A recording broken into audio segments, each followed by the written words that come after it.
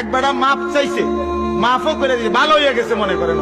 কিন্তু যদি কেউ তারে আরে হইছে হইছে আপনি আরবের খুরমা হুজুর, আপনি যে গত বছরও তো আপনারা দেখছি খারাইয়া মুতেন, আপনি আইসেন অনেন বুজুর্গি ভাব লইতে, তাইলে তো বেটা শেষ।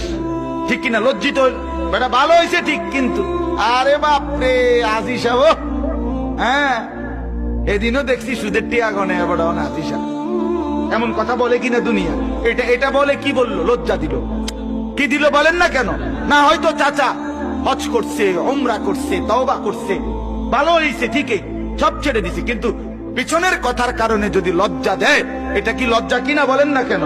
আল্লাহ বলে, বন্ধু যদি 90 বছরের গুনাহ আমি মাফ করে দেই, তাহলে কবর থেকে নিয়ে জান্নাত পর্যন্ত আমার কোন ফেরেশতা আমার তওবাকারী বান্দাকে 1 সেকেন্ডের জন্য পেছনের কথা বলে লজ্জা দিবে না।